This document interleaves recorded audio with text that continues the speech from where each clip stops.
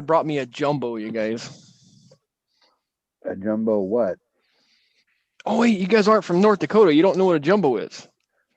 I don't know if you can see man, that. that's beautiful. That is one of the world's largest hamburgers. They sell it right around here where I live. Cut it in 4 pieces so you can eat it.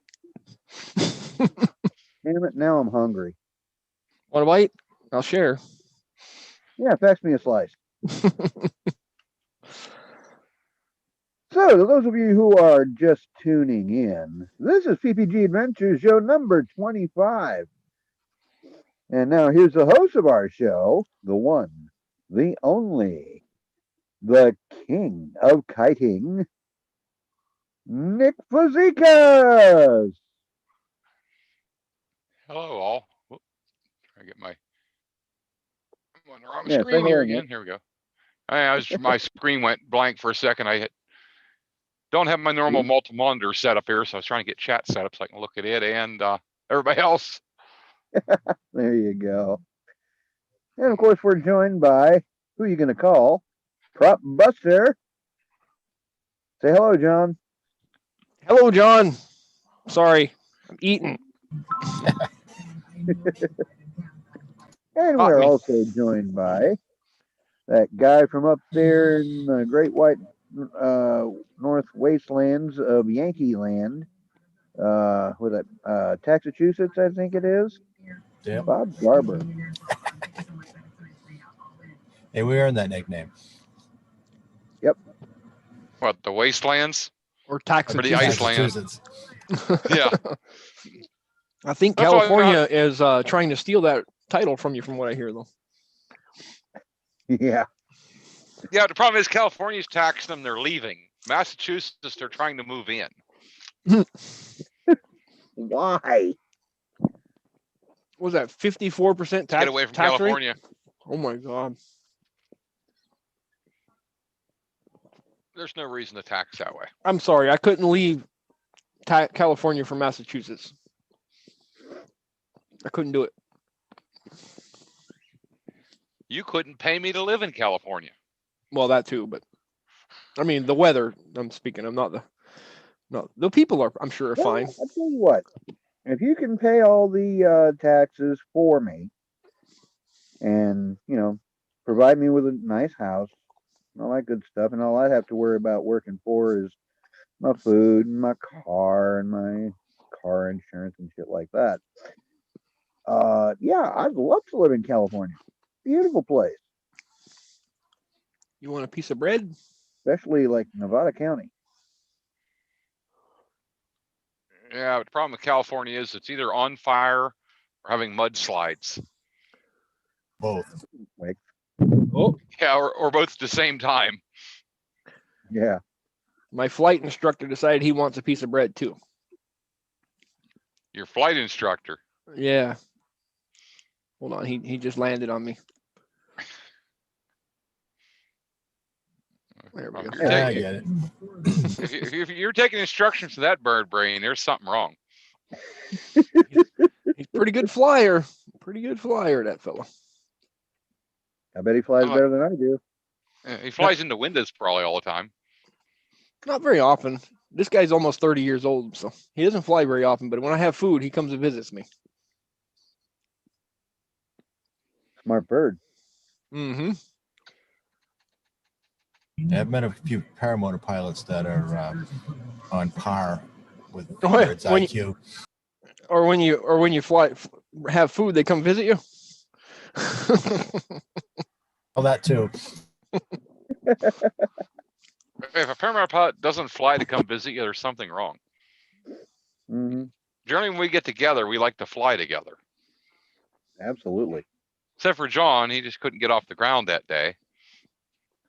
I'm sorry. I'll do better next time.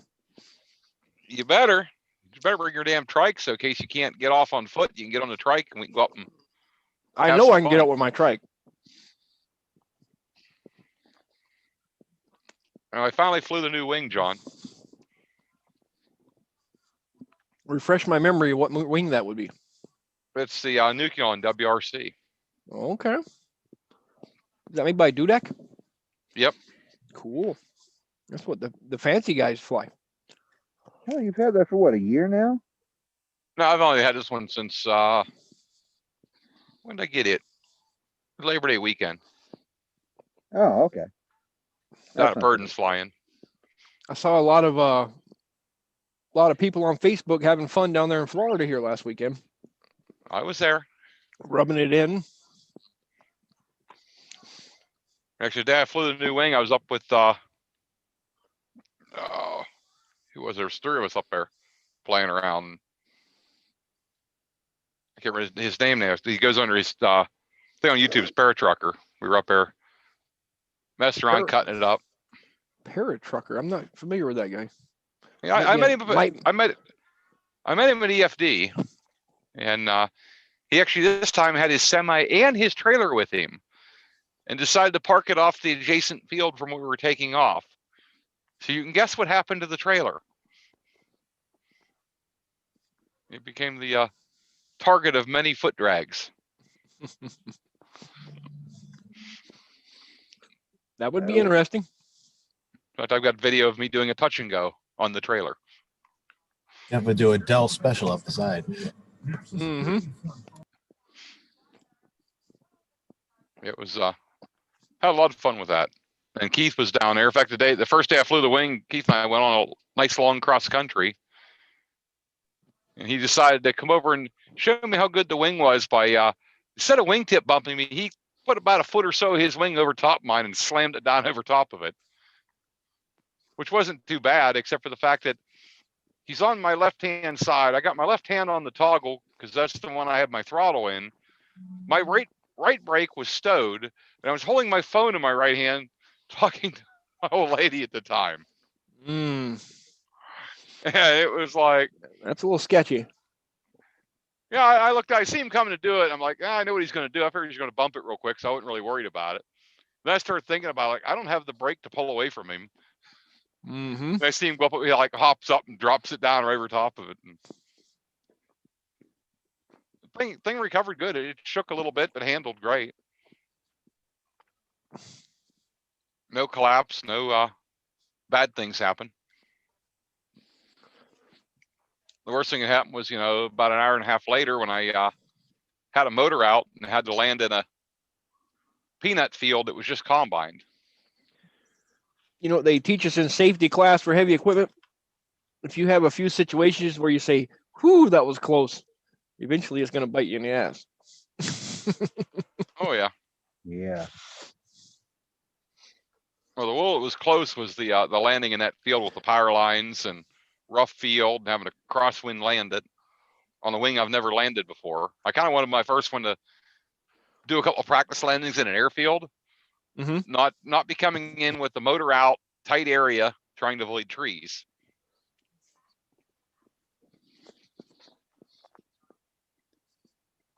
What the heck is the name of that rule? It has something to do with a pyramid. I can't remember exactly. I could look it up. Like every 100 near misses, 10 of them turn into an accident, and out of those 10, one of them turns into a fatality or something like that.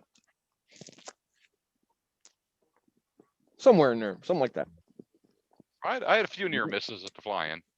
I had that happen, and I was kind of foot dragging, buzzing low to the ground, playing around with a guy, and went to fly by him. I turned around, decided I was going to come back the other way, lower, crosswind. And I was crosswind, but slightly with the wind. I went from 4 foot off the ground to my knees on the ground and sliding real quickly. It's like, oops. Yeah, I just didn't have the power. When I said I was sinking, I got on the throttle wide, but it wasn't with this small motor, not enough power to get out of it. Nope, I come down to my knees and pulled the brakes on, stopped the wing, and I slid maybe 4 or 5 foot.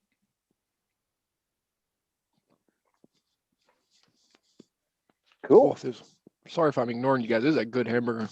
Ooh, treat. You people have hamburgers. Damn it, now you're making me hungry. I don't live in the big city like you guys. I don't get fast food very often. I haven't had fast food in a week and a half, so. No, that's all I ever eat is fast food.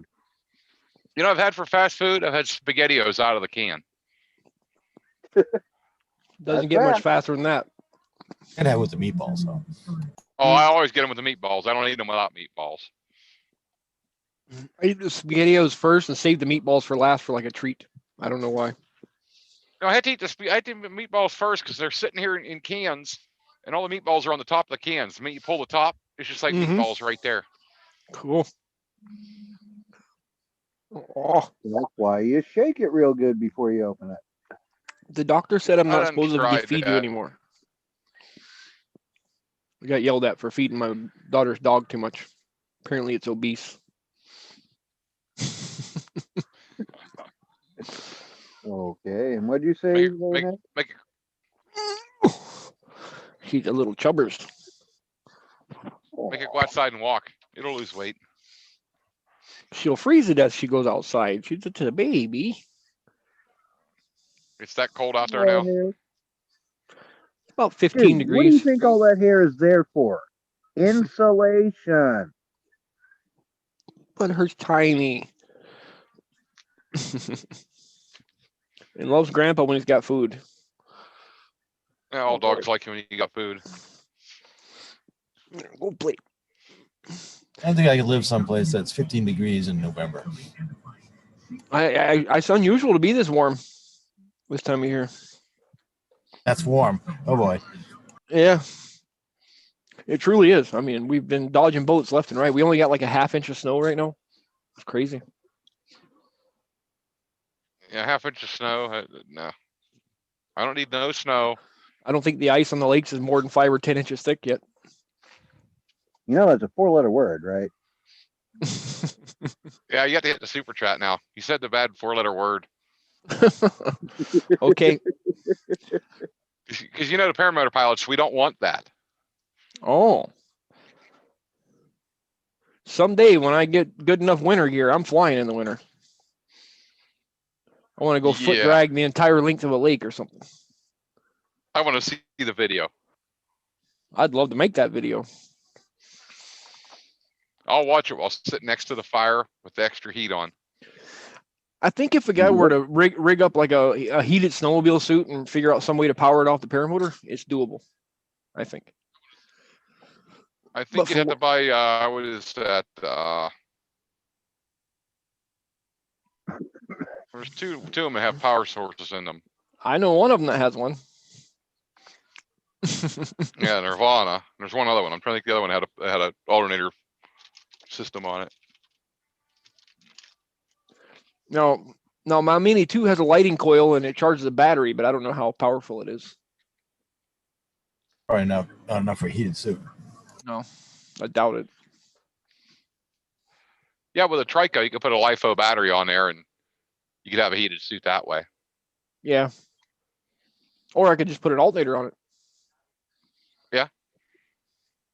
You got a belt drive there. Mm-hmm.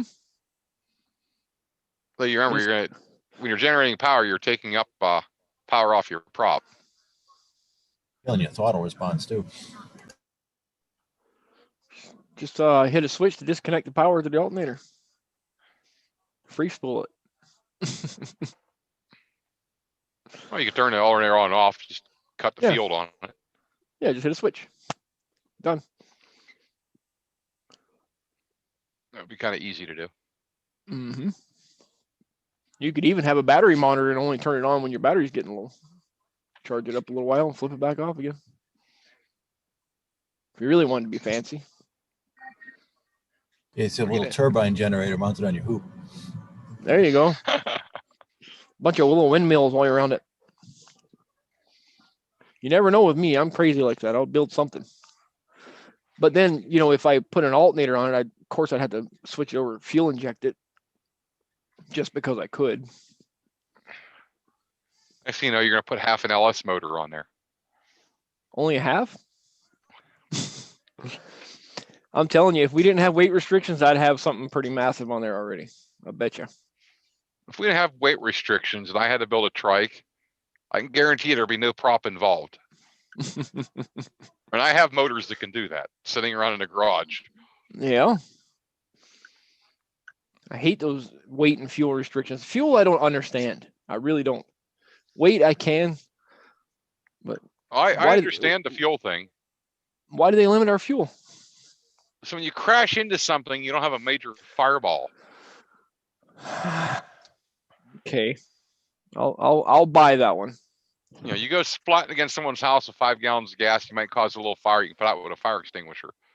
You got 30 gallons of gas, the house is gone. Yep. All right, I'll let it slide this time. This time.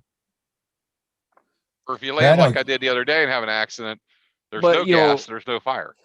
But now these Exactly. cross country guys, they can hang bladders of fuel all over their body and fill up in the air all they want, and that's perfectly legal though. I'm not sure how that actually works as far as being legal. The fuel tank can't be above a certain size. If it ain't in the rule books, it's not illegal. That's what the NASCAR guys always said. I think that's why they do it too. They hang, you know, extra 4 or 5 gallon bladders on them, and Yeah, and then they just refuel with a hose. they got them. They have a hose that clips into their line and just right into the Mhm. tank.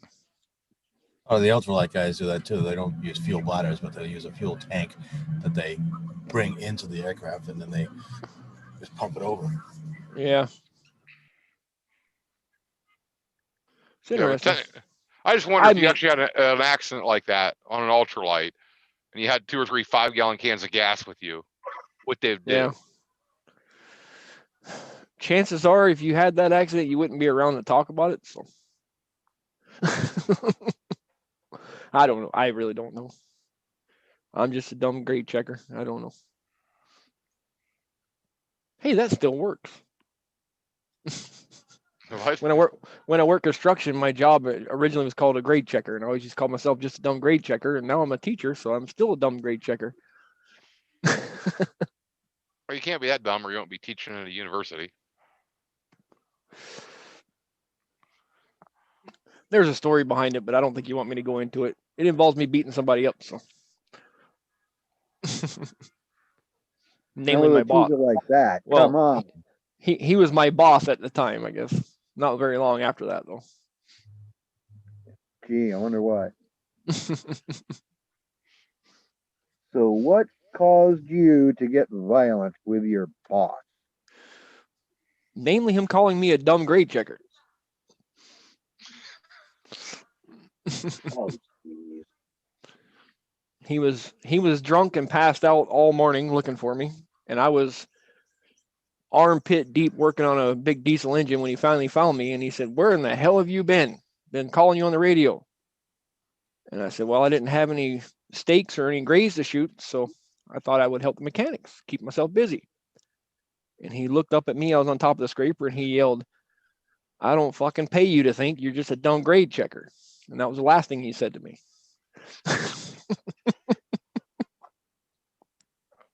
Yeah, it would have been a reason to jump down and thump him.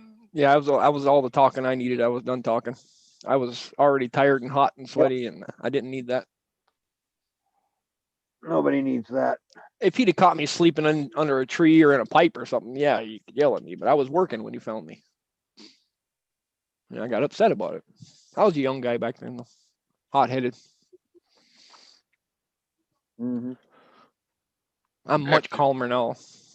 If you're working, they shouldn't bother you. Mm-hmm. Exactly. Especially when So, the now reason he connect the didn't dots. How do know. we get from you beating up your boss to your teaching at a university? Oh, I was only like 19 when that happened. I worked heavy equipment my whole life, and then they hired me at a community college to teach other people how to run heavy equipment. Okay. Sure, why not? Yeah. Yeah, someone's got to teach them.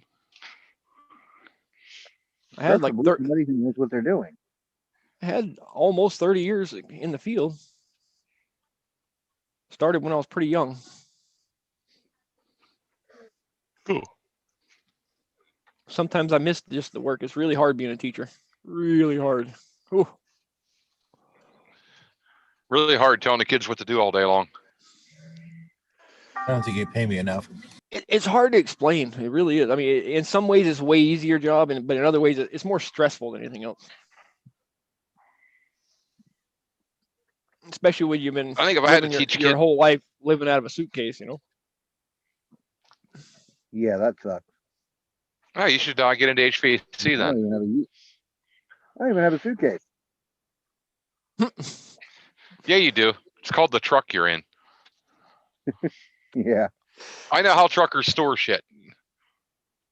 All over the truck. Yeah. I remember as a young man, I'm still not, but I was really bad with my money when I was young, and you'd start, in the North Dakota, you only work in the summer, and you're laid off all winter long. And springtime would come around, they call you back to work, and you're so poor. I mean, you barely scrape enough money to get together to get your first week's hotel room rent or food for the week or whatever, and you're sleeping in your car for a week or two. It's kind of fun. Have to get showers at damn truck stops. Hey, You say that like it's a bad thing. It is. Truckers treat you really bad when they realize you're not actually a trucker and you're using their facilities. They're mean. Wow. that's why you carry a CDL license in your wallet. They don't bother you. Okay. Especially when I come in after a hard day covered in grease and dirt and everything and go use their showers. Boy, they don't like that. Mm-mm.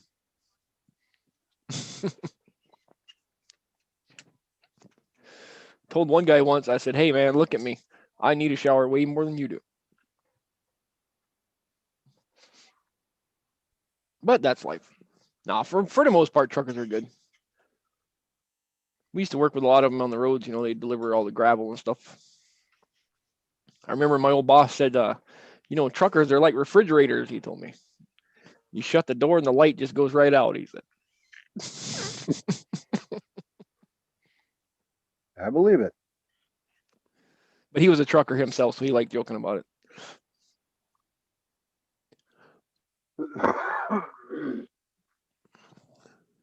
Like I've been a trucker for the last 20 years, well, 19. And honestly, I've been at this truck stop since like 6 or 7 p.m. yesterday. Really? I've gone inside the Denny's to get me my crazy spicy skillet yesterday. And I haven't even been inside the truck stop itself yet. And I'm probably not going to go in there at all tomorrow. Why have you been there for over 14 hours already? 24 hours. Yeah. Excuse me. Called a Sorry. 34-hour reset. Come morning, it's time to get going again. Oh, those must be those new rules for driving and stuff, huh? It's the hours of service rules. Oh my God. Well, I had a couple of days last week that were very, very long days, like 11 and 12-hour days, and that sort of screws up the hours when I'm working out of the recap. So I take a day off, 34-hour reset, and don't have to worry about the recap anymore. 70 hours. Okay. That works, I guess. I'm gonna pull up the What YouTube works and see if best anybody's is talking when to I us. can. Yeah, what works best is when I can manage to keep it down to like an 8-hour day every day, 8 3/4 hours a day, in 8 times 8, and what do you get? You talking to me? You're the teacher. You should be able to do some simple arithmetic. I didn't hear the question though. 8 3/4 times 8.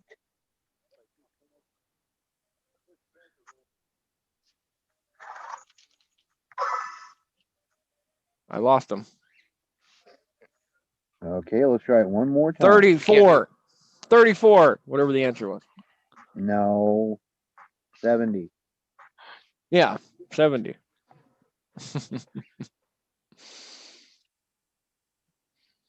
I need one more screen. I only have 2. Sucks. You can't. You got to have multiple screens to do something on your computer.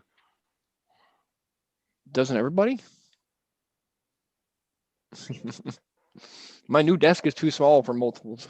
So So I'm used to having like 4 or 5 at the radio room and in the office, but I just had the one here tonight in a paracamper. I used to have 3 in here. I was starting a problem with the other monitors and decided to just leave them at home. I heard a rumor that Santa Claus is buying me a 32-inch, 144 hertz curve monitor. So I got to find room for that bad boy. I mean, if Santa brings it. If I don't shoot Santa out of the air first.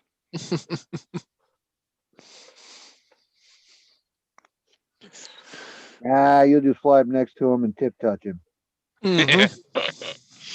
I've got pretty good at that recently. I may or may not have tip touched a semi truck. I'll just fly over him and wheel drop on top of his wing with my trike. See how he likes that. But I can tell you, if you go into a nice tight turn low to the ground and you lose altitude, the tip goes in weird places sometimes. I can imagine. Not my cup OT. Well, that would be the second time I've had the tip of the wing way too close to the ground or on the ground. But I only do stuff like that with the K2 that I know I can do it with.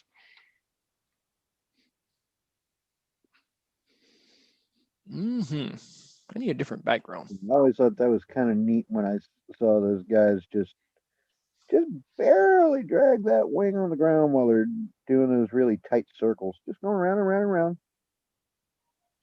I kind of did something like that, but it involved the roof of a truck. Oops. That looks like it's in West Virginia. I don't know where. I found it somewhere a long time ago. I would say downstate West Virginia. Yeah, that or Arkansas. Yeah. Arkansas.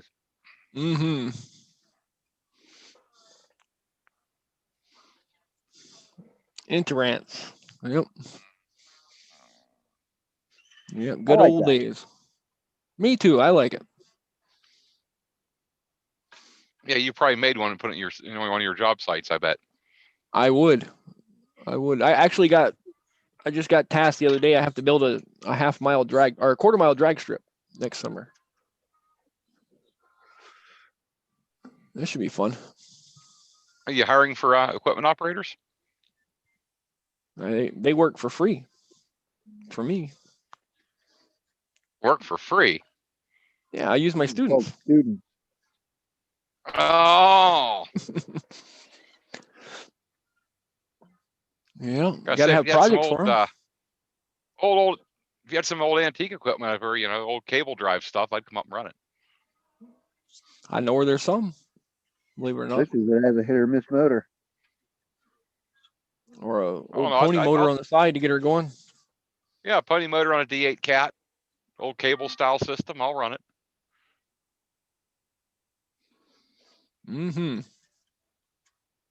I ain't all up to these new, joystick control, newfangled shit. I like the old. You be a man, yank at levers, and make it run. Yep. I've actually run a horse-drawn motor grader before. It was fun. That'd have been kind of interesting to run. Yeah, it had wheels instead of cables that you turned all over. You stood up on it. It didn't even have a seat.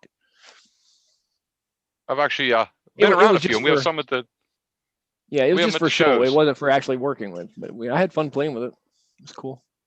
We have them up at the shows, the old road graders like that. A lot of times they pull them with a tractor these days, but yeah, you got to stand in the back, and there's 2 or 3 big hand cranks you got to turn. Same kind.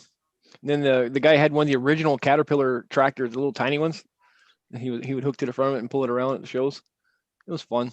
It's about double the size of a little John Deere lawn tractor. But it's tracked and everything. It was kind of fun. You ever seen the original Caterpillars that were the word spit out Caterpillar was actually a Caterpillar up and down across the cast iron in the front? That was how this one was. Gray. They're painted gray instead of yellow. Yep. Exactly the same. Because I asked him, I said, why is it this color? And he said, that's the right color. The guy. The owner of a construction company I worked for had a collection of antique stuff, and that was one of them. He was always showing it off.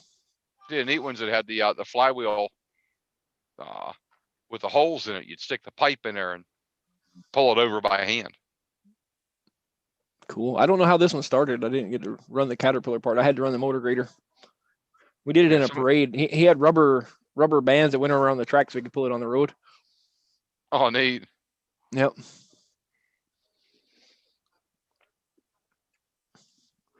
Mm-hmm. Cool, cool. So what's going like- on in the world of paramotoring that I'm missing out on? Oh, you missed a great fly-in over the weekend. I did, huh?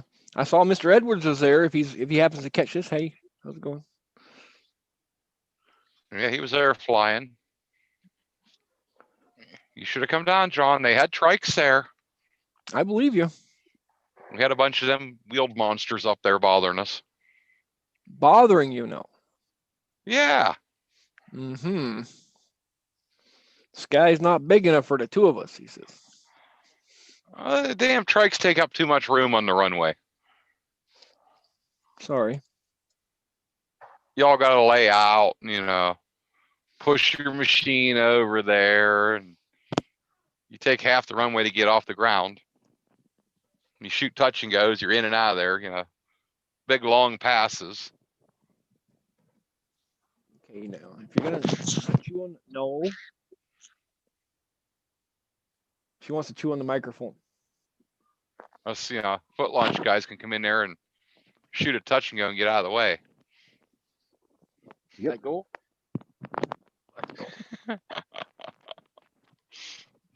Let go. Okay. Oh, spoil these things.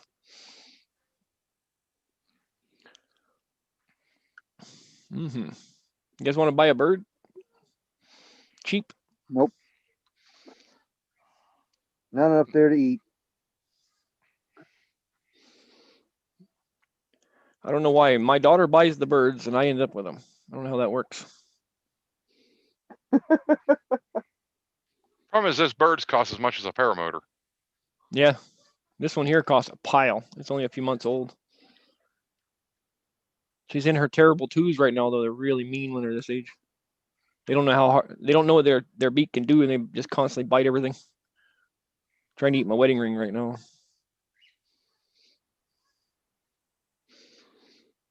Sure, why not? Mm-hmm. Anything shiny. She's starting to learn to talk a little bit. Getting there. So what exactly is that? This one is a green something or other conure. Okay. I don't remember the exact term. And No. the one Basically that a was in your head was a Basically a what? miniature parrot. Yeah, it is a parrot. It's just one of the smaller ones. And then the white one that was on my head earlier is a cockatiel, but an albino one. Cool.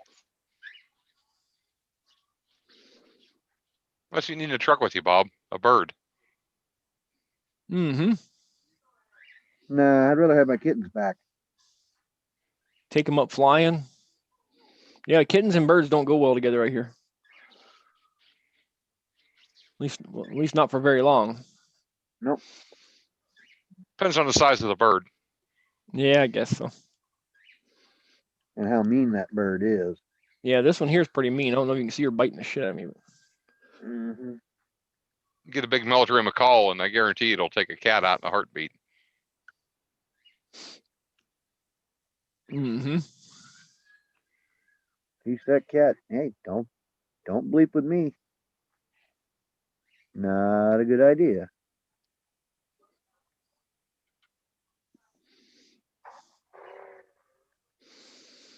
Mm-hmm. You're gonna go back to your house if you want to be mean. And bird just keeps biting you. Yeah, chewing on my finger.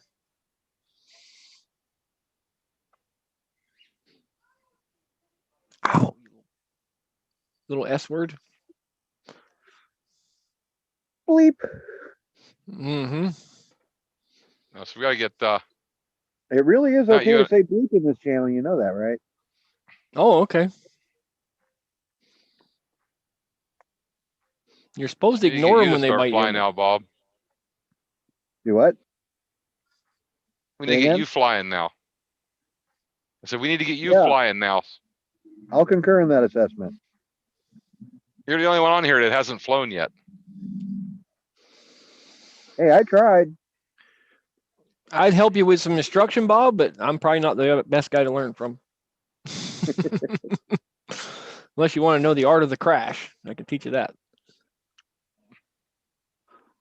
Now, if I were to own Does that mean that we should be calling you nope, Launchpad? no, the art of here, go back to your house. Okay, the art of the prop busting. Then, if I own a prop company, we'd be set. Yep. Who are you gonna call? Prop Buster. If you're feeling bad on takeoff, just lay backwards. You'll be fine. Mhm.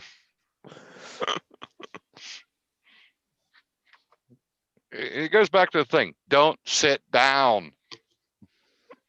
And don't let the motor knock your feet underneath you either. Unless you're Yeah. tired, then sit down all you want, Bob.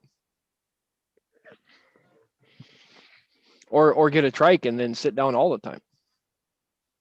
Yeah, that'll Then you work. don't stand up. That's one of the features of that foldable MacFly that I'm going to get. It actually has a trike attachment. Yeah, a lot of them do now. Oh, you're I gonna get a McFly now? Honestly, Yeah, I love my trike for everything except for finding places to take off and land. Everything else about my trike is awesome. Find a way to haul the damn thing. That too. yeah, that's Yours what is I not. like about that MacFly. The whole damn thing, trike and all, it all folds up, and you can, just wrap it up in the seat, in the paramotor seat, in the harness, Mm-hmm. and then just Is, put the whole damn thing right there in the passenger seat of the truck, and I'm set. The only thing I got to find is space it for is the thing. is it pretty sturdy? It's all The trike? titanium, so you tell me. I mean, titanium is right along the same strength lines as aluminum, I believe. Maybe a little bit more, but not by much. It's a lot stronger. Titanium's stronger than steel. That's why they make titanium so much smaller than the aluminum, and it's a lot lighter. I'm still worried about it being foldable like that, maybe sacrificing a little bit of durability for size. That's what I'm worried about. Well, maybe. I'll find out the hard way. Mm-hmm. Most of the foldables have an over center lock anyway, so they're pretty sturdy. You actually have to fold it beyond. Mm-hmm. Well, all I know is my trike is made out of aluminum that's about inch and a half round, and I made a good hard landing and bent my axle. Ow. It wasn't like a drop out of the sky landing either. It was just I came down on one wheel first. I bent her pretty good. But Yep. mine is a really old machine. It's not new technology at all. Not even close. Mine was And one it's of the very, very first flash strikes they made. and it's Mine's heavy as so hell old. too. Mine's so old I can't find any information on it. It's a Montanari. That sounds familiar, actually. Montanari Might be one of those ones that was LE big in 130. Europe, I think, when they first come out. I thought you had a Back newer one, then. Bob. What? Say again? I thought you had a newer machine. No. Some I picked up for $2,000, wing and motor, off of Craigslist. Ooh. Yeah, I bought my motor and my trike and everything off of Craigslist, I think it was, but I went ahead and got a good wing right away after. I figure I can keep the mechanicals going on a trike a lot easier than I can keep mechanicals going on an old wing. Yeah, you can't really do the maintenance on a wing yourself, Right. unless you really know what the hell you're doing.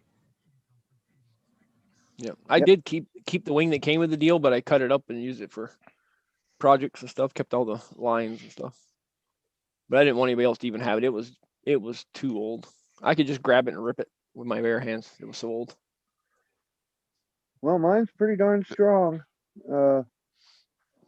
It's a Saul Ellis L, nice and crisp. I can't imagine a new wing being much crispier than what I've got. Yeah, mine's not brand new, but it's darn close. Yeah, but it's old. It's another one I can't find any information on because it's so damn old. You had it inspected though, right? Not yet. You should. You know that nice lady down in Florida, she can hook you right up pretty cheap too. Yeah, come springtime, I got to send mine in. I figure as long as I'm only kiting and not actually flying, I don't really need to worry about that. Right. Or am I wrong? Wrong. Well, I would say plan it to when you're closer to where you think you're going to be going and flying, and get it done right before you're ready to start flying. That way, it's as close to fresh certification as you can get. But that can shoot you in the foot. What if she comes back and says that thing's no good? Then you're Yeah, sitting there now I with got a nothing to fly problem. at all. Yeah. Yeah. Plus, you're kiting, and depending on the wind situation, you always assume you could be flying. Yep. Yep. It's only, I don't even remember what the inspection is. It's not much, like over $100, I don't think. It's not too bad. Yeah, 120, 130, if I remember right. I saw It's not bad. So one place it's like a 175 full inspection to replace any line that's needed up to a certain point under that same flat rate. Do the porosity test, the whole works. Is that the lady in Florida? I hear really good things about her. She's the only one I really know of, though. I think there's one out in Arizona somewhere that does it too. I can't remember their name though. You pay more when you go up that way. Well, I've just seen her on some of the like Paramotor Nation chats and stuff. She seems like a real nice person. That means a lot to me. That's Yeah, Eric Dufour's wife, right? No, she used to own it. She sold it off. I can't remember her name. Elizabeth that does it. She's with Four Winds PPG. Mm-hmm. Eric's wife taught her how to do the work, and sold the business off to her. And now she's been doing it for the past few years. That's who did mine. Okay. I had to replace lines and go through it. And She's the one that was on the Paramotor Nation, though, right? Yeah. The new one. Yeah.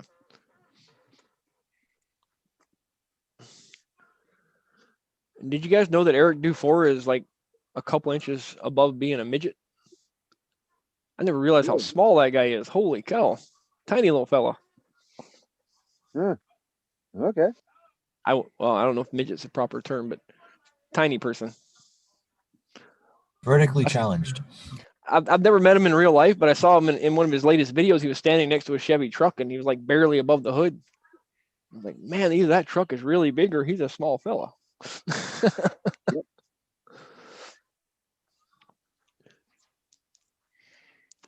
Of course, somebody called me a truck, maybe. monster. Somebody called me a monster-sized guy the other day, and I don't think I'm that big either. So I guess it's all relative. Depends on how tall you are, you know. Yeah. Well, you know how tall I am. You met me. I'm tall and skinny. Yeah, I'm tall and not skinny. I'm 6 foot nothing, weigh 262 pounds, and looking at me from straight on, you can't really tell. If I turn sideways, I disappear. You tell me. Yeah. I turn sideways, I look like I'm pregnant with quadruplets. So That's Nick's because you're been on a living. seafood diet. Nick's been living in a paracamper for 2 months now, huh? Pretty much. Oh my lord. That's got to be rough. It's not too bad. It gets tiring. I would say it's probably one of those things. It's a joy when you're actually paracamping, but when you're using it to work like you are right now, it would probably get old. Oh yeah. It's like I'm not flying right at the moment, so yeah, it's Yeah. everything's tight in here. Like I at least take one motor out. Believe it or not, this whole weekend I did not have the 130 off of its straps at all. It never moved off the wall. I flew the mini plane top 80 all weekend. Yeah, I heard you were fuel challenged at one time there. Rumor, little birdie told me. Slightly. That's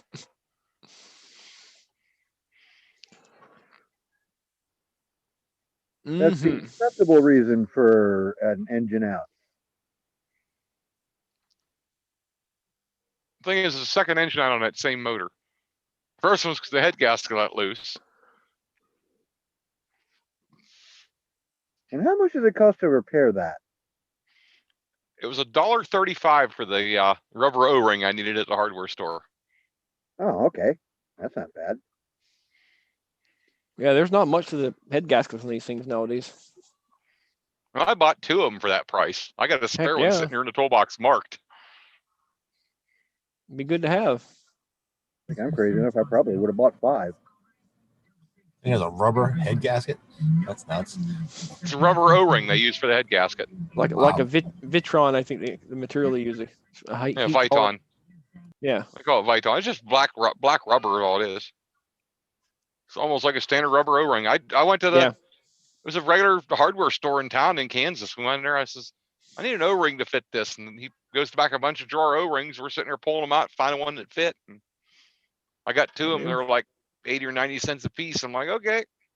Yeah, a lot of stuff inside of engines are going to O-rings now. The LS motor has probably 10 of them inside of it. Different oil seals and stuff. All your head gaskets are like an O-ring, or your valve cover gaskets now and stuff like that. Cool. They work good to the I'm always talking about damn LS engines. I apologize. I got them stuck in my brain right now. That's all you know how to work on is LS. Just ordered a set of Bosch 210 injectors for next season, by the way. See, if you just learn that you can with a diesel. Get a Duramax. You'll be hooked on them. Just so you know, a Bosch 210 injector is not for use with gasoline. It's only made for natural gas. Natural gas. Mm-hmm. That's what they were made for originally. But they support over 3,000 horsepower in an engine. So that'll work. But you can't even run regular fuel with them. Well, you can, but it's really hard. They won't idle because they have to pump so much fuel. But I'm going to be running ethanol, so I'll be fine. Should be able to get it to idle around 900 RPM. Enough to get it to the racetrack start point anyway. There you go. Oh, yeah. I haven't told my partner yet, but his first hit down the drag strip is going to be about 1,200 horsepower to the tires. Cool. Teach him the hard way. I'm going to tell him it's only 800. That way he feels safer. He's going to slam on that thing. I'm Freak out. Let off the putting power. the wheelie bars back on before I let him run it. We'll have wheelie bars. It's going to be so fun. You kind of the same deer in the headlight look like you had when you cracked the throttle on that monster here last month. And I've got a total of 6 foot of rubber sideways on the back of that car, holding it onto the ground. So he's gonna be thrown back into that seat. It's gonna be awesome.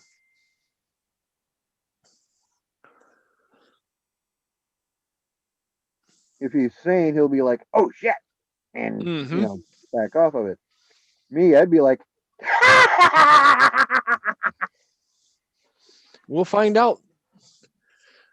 The machine shop has the motor right now, getting it all Ford's internals put in right now. Cool. I can tell you that the guy at transmission shop, when we were looking at the truck today, he after he cleaned it up, they wanted to see where it was leaking, so he decided to take it for a drive real quick. I forgot to turn it back down. He pulled out of the lot and got on it. And of course, the other mechanics were standing outside, and they all kind of like looked over at me like, "What was that?"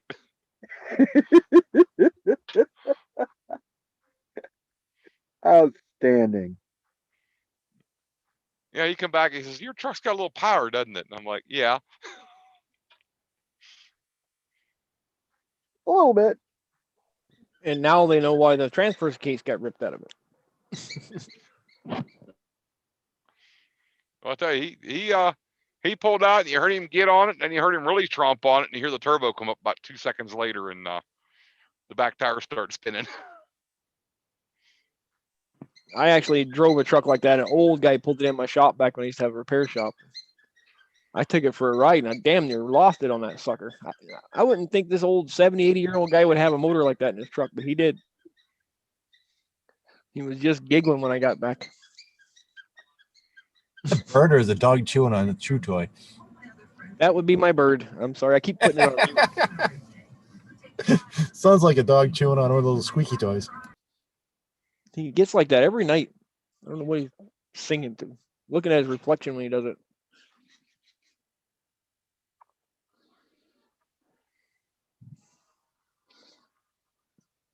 I'm always apologizing to people when I play video games with them and the birds go crazy. They get used to it after a while, though. It happens. I need a bigger house so I can have my own streaming room, quiet room. That'd be nice. Yeah, a studio with foam padding in it. That'd be awesome. Like Sean's.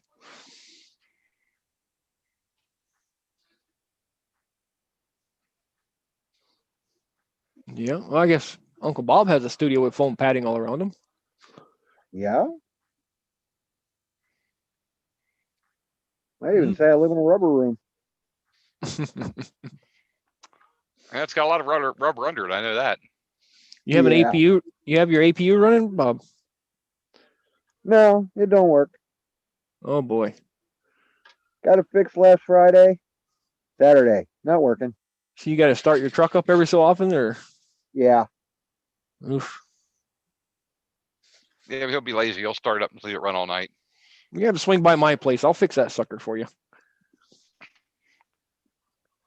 Hope so. The idiot's a It carrier. can't be fixed. Do it. It's a carrier. You can't fix it. If it was a Thermo King, it would stay running. Yeah.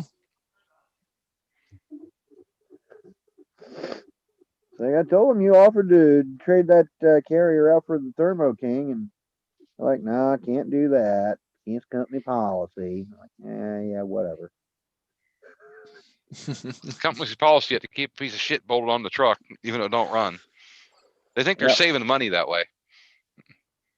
Well, what do they care? They don't have to live in it. Yeah, they think they're saving money because he can't run the APU. What's that he's doing? He's idling the truck all the time. Unless you're in California or somewhere where it's illegal. Even then, Which, a lot of the places I go, it is illegal. But I do it anyway. yeah, let's say being illegal, that don't stop truckers from running them. Nope.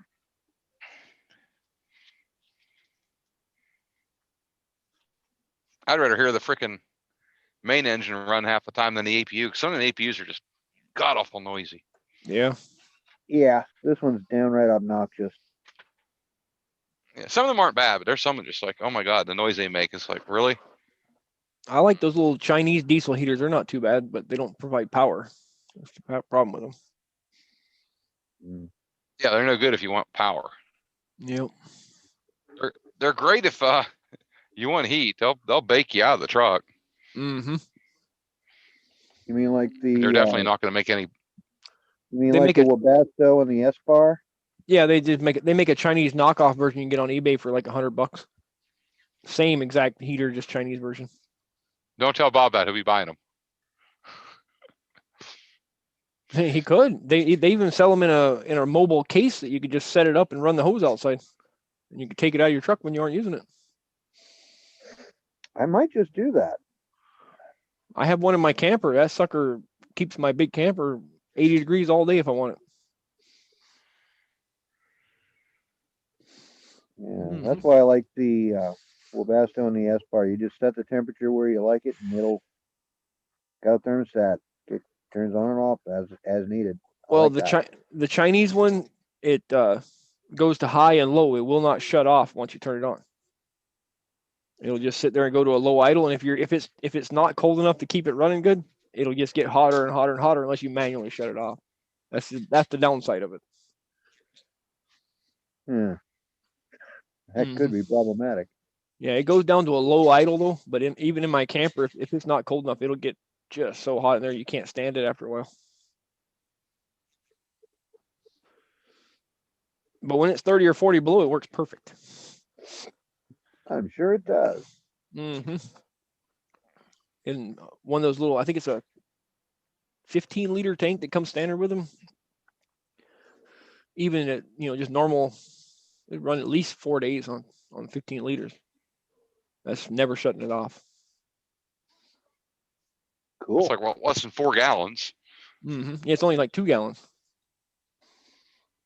15-liter would be at least 4 1/8. I'll ask Google. Okay, Google. How many gallons is 15 liters? 4 gallons. That's what Okay, I just Google, said. shut up. Shut up, Google. Okay. YouTube gave me that thing for free. My What? daughter, that Echo Dot, or whatever it's called. I logged onto my YouTube one day and it said, "Congratulations, you win a free Echo Dot for being such a great YouTube person," or whatever. Then my daughter told me I was getting scammed, and then like a week later when it came in the mail, I said, "Here's my scam that came in the mail." What do you pay? Cool. $20 for shipping? Nothing. I'm a YouTube Red. I don't even know what they call it now. The where you pay for YouTube. YouTube Oh, Red. okay. And then Yeah. I had it for so long, they just decided to give me an award for being a paid member for so long or something. I had it When the since it original first ones came out. start paying for it. Yeah, when it first came out, I got it right away because I hate ads. And YouTubers, when I watch their videos, they actually get more money for people like me watching their videos than they do for regular people. Then start watching Yeah. mine, damn it. Yes, sir. I'll be releasing some pretty interesting ones here sometime next week or so, Yeah. and I can get them edited and uploaded. Yeah, if you look at your analytics, it'll show you how many people who are like paid subscribers and who are regular subscribers and stuff like that. It'll show you on there. I'll have to look one day and see. Mm-hmm.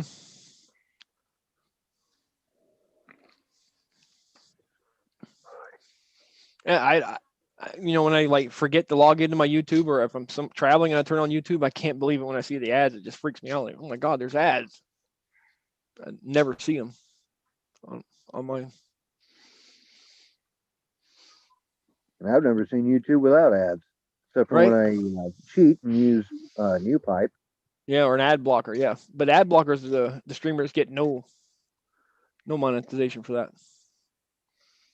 Kind of weird, unless you just donate to them, which you donate more than anybody, I think. No, there's people throwing around C notes all the damn time, and I'm like, nah, I ain't got that kind of money. But if you think about it, you're donating $5 a stream at least on every stream. YouTube Red is like, well, when I got it, it was $10 a month. I don't even know what it is now. I'm kind of grandfathered in at that price, but what do they call it now? Premium? I don't know. I don't care. I get an ad, Yeah, YouTube Plus or something. I see an ad for it all the time now. I want you to upgrade to this, and it's like you won't have ads. I'm like, I think there's some other benefits, but I don't remember what they are. It's $12 a month now. Like the only difference between using NewsPipe and the YouTube app is that 1, I don't have the ads, and 2, I don't have the subscription. So Okay, so you get ad-free and videos. subscription fee. You can play videos in the background while you're doing other things. Yeah. You can download videos for later, Yep. I sure can. and you get YouTube Music with it. That's what the premium gives you. but you don't get all the features. You grandfathered in just to the original plan, didn't you? I get all that stuff if I want it. Oh, did you? I don't use it. I just use the ad blocker part. But I guess I listen to YouTube Music in my truck when I travel. Well, so do I, sorta. I'll just pick a playlist and throw it up on NewPipe, and it grabs the playlist and plays it all. Yeah, I don't know if you're ever anywhere where you don't have internet. You could download videos and watch them somewhere where you didn't have internet. But as a trucker, you probably got internet where you stop though. Well, I got internet anywhere I've got phone service. Mm-hmm.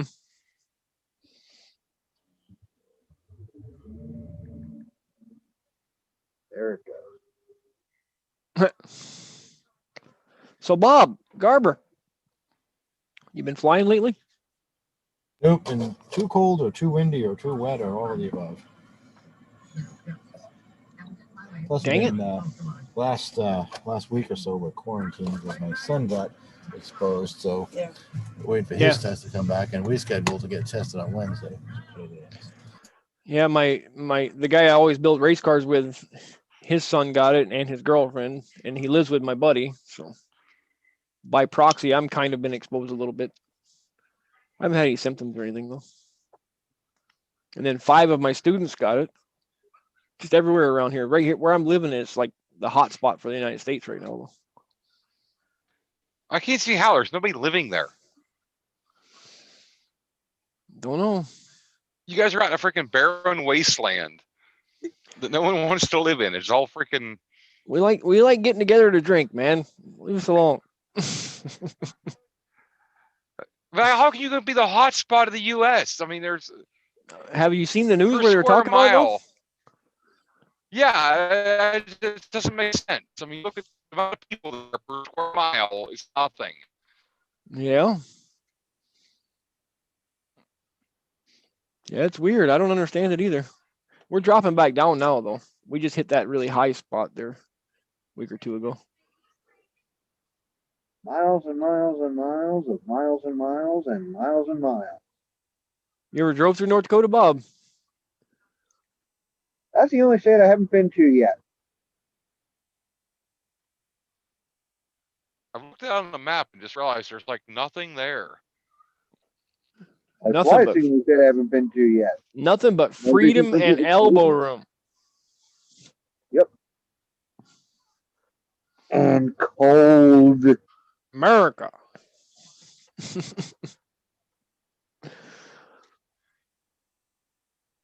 I'm a southern boy. I need heat.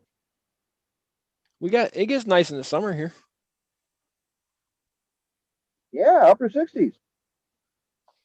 Sometimes we get up to 90 even a couple days.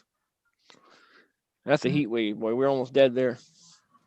We roast in the summer, and I don't think I could live anywhere that's not on the coast, or at least within 100 miles of the coast. Because I couldn't live in the middle section of the country. It gets too damn cold or too damn hot, or both, depending on the season.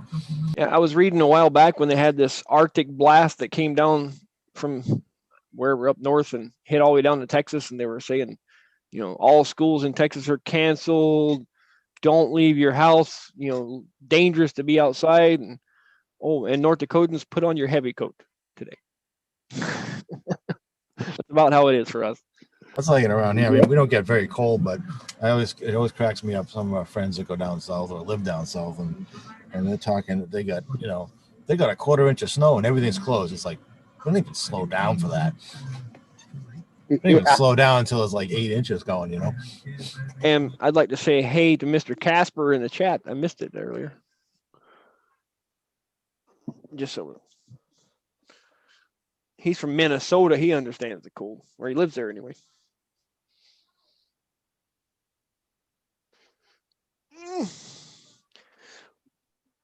Yeah, Nick really wants to get his hands on my camera for some reason. I don't know why. He thinks it'd be cool for use at a para party. It's a 360-degree webcam. Yeah, I Imagine think that. Put that thing on about a 10-foot pole on top of my trailer, tie it to the computer, and just broadcast the whole session. Or like at the fly-in in the evening, just set it on a table and everybody sit around the table, and then all the viewers can see everybody at the table at once. That would be cool. Mm-hmm. And it's got some kind of smart technology, so whoever's talking, it directs the camera to that person automatically, and it's pretty cool. At least that's what the stuff says anyway. And how much does that cost? Like $500 some. Wow. The school bought it for me. I haven't had an opportunity to use it. I didn't even understand why they gave it to me, because why do I need a 360-degree conference camera when I'm quarantined at home alone? I don't know. Unless they expect me to like walk around and write on the wall and stuff and give notes, maybe. I don't know. They're just trying to help me out, I guess. They're just trying to spend money. That too. Yeah, 360 camera wouldn't do me any good unless you want to see the junk in my basement. that first round of COVID money, they were spending money like water. I got a little bit of it, Because they probably figured they got the first round. If they spend that, they'll get a second round. possibly. It is government. If you don't But- use it, you lose it usually. They bought me almost a $250,000 heavy equipment simulator here recently too. That one's gonna be fun when it comes in. It's got virtual reality and motion platforms and everything on it. You'll be playing Flight Simulator 2020 on it within the first week. That would be wrong. Oh, the first day. Got 4. I don't know if you guys are into computers. It's got 4 of the new 30 series graphics cards inside one computer. Wow. Yeah, you'll be playing Flight Simulator on it right away. Mm-hmm. Imagine that with a motion probably- platform. That'd be awesome. Well, since You you had gotta- a guy at your shop to look at it, I guarantee you probably talked him into like pre-installing it for you so you can play it. I should. Actually, I have to go down there, or I'm supposed to go down there in March to do the final quality control and look at it and everything. They're building it in Utah. You got the motion control stuff, so you get a pair of old dead risers, VR helmet. You know, Oh, that's an Don't give idea no ideas, Bob. with the VR. That That could could be be something. bad. That could be something with the motion platform too, man. That'd be awesome. That could be amusing. It'd be a new way to learn to fly a paramotor. This company builds simulators for. That's all they do is simulators. I could talk to them about designing something for me, even special. I mean, they're not That would be cheap. cool. Don't get me wrong, but Yeah, that's the problem. Like, there's one that's been built. I've seen Yeah, video and pictures of. I've And never it's seen the like video, but I heard them talk about it. the cost of it. It wasn't cheap, and that's kind of like what's held it back from like being more of them out there. Mm-hmm. I'm just waiting for someone to come up with a decent and accurate paramotor or paraglider simulator you can do with the VR, just with the controllers, you know. What about that one game with the skiing on it? There's a game out that has paragliders in it too. What the heck is it called? Steep, a game called Steep. It has wingsuits, paragliders, skiing, and snowboarding and stuff in it. I don't know anything about the game though. I just know it exists. Yeah, I wonder how accurate it is. It would be interesting. I mean, accuracy is everything. If you're gonna actually make it a simulator, it's got to be. Well, this is more of a game, I think, than a simulator. Yeah, I'm interested in actual, honest to God, simulator to teach. I think it'd be kind of neat to, put someone who's never flown one in, try to teach them just on a simulator.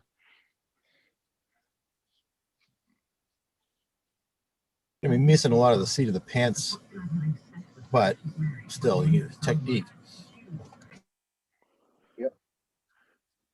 Yeah, the seat of pants stuff, you're not gonna get that till you actually get in the air. Mind if you enable sharing for a second there, boss man? Give me 1 second here. I gotta lean forward to do that. I gotta hit the proper buttons. You know how that works. Where's it at here? It's under security. I don't know why that turns that off every time. I turn it on every time. I think it's a new security feature. All right, can you guys see my screen? You see a paraglider on the screen? Yep. Oh, okay, I'll press play then. This is that game, footage from that game.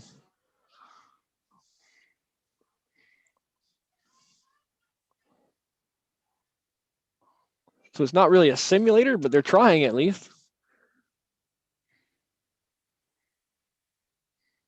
Be fun to try it though. Mm-hmm. It's like $30 for this game. I'm thinking about getting it though.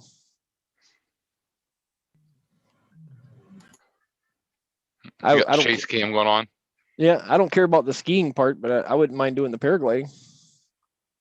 And then I guess when you have it on, it has like the Vario and everything in the game, so you can hear Oh, it. And nice. chase thermals and stuff. Be kind of fun. Yeah. Or if you play it online multiplayer. Yeah. There's like you can go to races and do a couple other different things on it. This one here appears to be trying to get to the top of the mountain. Must have thermals to try and ride. It piqued my interest. And then there's wingsuits in this game too, I guess. Be Did something. you guys see the new electric power plant for the wingsuits? Yes. It was a trip. I forget. There's one of the car companies I think that makes it, right? Yeah. I just saw the picture of it. I didn't see any videos or anything, but Oh yeah, they had kind of a promotional video, and there a couple guys are flying, and they jump out of the helicopter and they go down normal, and they're getting close to one of the mountaintops where they usually go carving through the canyons, and the guy hits his button and climbs at like a 30-degree angle. crazy. I got a buddy on that I talked to online with the gaming, and he always tells me I'm crazy for flying paramotors, but he always wanted to try wingsuiting. Yeah. And I said, there's like a 70% death rate in that sport, right, buddy? Yeah, try like 90% death rate. Oh my god! When you're doing the low mountain stuff. Mm-hmm. They're just nuts. And I've seen a lot of those videos, and it's cool to watch. But these guys are skimming like feet off of off of jagged cliffs, and through. Some of them are going through like wind cutouts in the rock. Oh my god! Oh no, thank you. Man, talk about vertigo though. Flying next to a cliff like that. Oh, I couldn't do it. I could barely fly over like something that I know that's tall underneath me on the paraglider. I get the heebie-jeebies or the paramotor. And there's Really? a Yeah. If you have Oculus, they have one of the experiences they have is someone doing a wingsuit thing like that, POV. And there's actually a pretty decent one that someone's paragliding too, but they have the way this camera's set up. It's you have to kind of rotate a lot because you're trying to keep front, and like the way his camera is set up is like a 360 cam, but it's not aligned, so it's always it's kind of irritating to watch. I got you. Yeah, you don't get vertigo when you fly over stuff at all, Nick? Like if you fly over the edge of a cliff and look down right as you go over the edge, it doesn't give you the heebie-jeebies? Nope. Really? I'm scared of heights. You seen the hills up by my place, down by that river. I fly that one hill all the time. Yeah, I get vertigo if I fly. Well, I won't say a building, but if I fly over something tall and I look over the edge of it, it feels like I'm standing at the edge of that building and gonna fall just for a half a second. Just gets me. It's weird. I like flying around. I love going over like antenna towers and stuff and flying around them. I thought that was a common thing. Maybe it's just me. You just don't like heights. No, I do not. Do not like heights at all. Great sport you get yourself into then. For real. That's the main reason I got into this sport was because I don't like heights. I don't like being scared of things. So I got to face my fears. Yeah, if I get up on a ladder, man, that sucker starts to vibrate because I get so shaky. Ladder's a bit different. Ladders. You get on a flimsy ladder, that'll freak anybody out. I worked on a lot of ladders that would sway and bounce, or if you're on a big boom, if you're on like a boom lift and you get it way up there and that sucker starts to sway, oh my god! Oh yeah. There's nothing I want more than to be off of that sucker when that happens. That just feels like being up on the glider on a bumpy day. That's all. Yeah, I still get nervous every time I fly. I'm a little bit nervous, and then after I'm up there for a little bit, it goes away, and I can enjoy myself. Next time I fly, same thing happens every time. If you're not a little nervous, there's something wrong with you. When I can't remember, it was early in first 4 or 5 flights anyway. I got up and I looked over, and one of my beaners was sideways, and a strap was hanging right on the latch. Oh, I couldn't fly anymore. I had to go land. I was like, no. I've seen videos where people fix them in air, and I was like, no, that's not me. I'm going to go land, fix this stuff, then I'll go back up again. Someone didn't check their gear before they took off. It happened as it was coming up. The beaner turned sideways as the wing was coming up. It hung in the thing as it was rotating, and it rotated the beaner with it. It got What like lock is it? it was one of the old square ones or rectangle shaped ones. You got twist lock or the push button. I like the twist locks. They're more of a pain to get undone, but they're more secure. Yeah, Okay. mine you had to like push down on it, twist it, and then flip it open. Yeah, I've All got in the same motion. I got the one that you got to put your finger down in the little hole to get it to. It's just the one button though. Yeah, I've never liked those. I got a pair of those on my cheap harness here, but I just all my bought ones one, have the. but I bought those really strong stainless ones now. My original ones were aluminum. I didn't trust them though. Not with my big trike. At least with steel, you're not going to worry about metal fatigue as bad. You get a crack in aluminum, it's gone. Yep. I used to change them every year. In fact, I got to change the ones on my air conception here soon. They're about due. They say the beaners are good for or the stainless are good for 5 years, from what I hear. If you get the good ones, which I did. But my aluminums are just hanging on the wall in the garage now for looks. And make a keychain out of them. Yep. They're major. It's amazing the difference in weight, though. Holy crap! Those aluminums are like nothing compared to the stainless. Yeah, the stainless are heavy. Someone ought to make them out of titanium. I don't know if titanium would be good or not. Not sure. Why wouldn't it? Stronger than steel, lighter. I don't know how it handles the stress though. It should. I mean, it handles the Blackbird, I guess. Look at everything they built out of titanium. Hell, my one paramotor is 90% titanium. Yeah. Even the exhaust, and it handles everything. Yeah, I just don't know the properties of it that well. I just know what people tell me about it. It might be just too expensive to build them out of titanium. I don't know. For the benefits. Yeah, machining it's hard. So any of the machine work that do on them would be probably touchy. Yeah. Where I mean, what are a pair of beaners at? Even the heavy ones are only a couple ounces. Machining it's not too bad. What's the bitch on them is welding the damn things. Mm-hmm. You have it gas shielded and everything. Speaking of gas shielded, my new TIG welder is supposed to be in next Monday. Awesome sauce. I'm excited. You gotta start TIG welding. I want to learn. I want to learn myself, man. You're not good to weld 2 beer cans together. I'll work on it. I can MIG and stick weld already, but I want to learn a TIG. I'm gonna see the welding instructors at the college, and they're gonna give me some tips and pointers and stuff. I asked the one welding teacher, I said, "Do you know how to weld titanium?" He says, "I know how, but I'm not gonna do it." He thought I was asking him to weld something. Oh, because anytime you bring up titanium, the first thing they think is aircraft. Oh yeah, I had him weld something on my airplane already, or my paramotor, and he didn't know what he was welding at first. Then he found out. Well, he got mad at me. Why? He's like, "I can't be responsible for this." And I said, "Man, if I crash a bird, even if it's your fault, nobody's gonna know. I'll just be dead." Yeah. It's funny with titanium. Back in the day, I used to work at a place that, back when I was first married, I worked at this place that repaired eyeglasses. And one day, these new titanium frames came in that someone had cracked.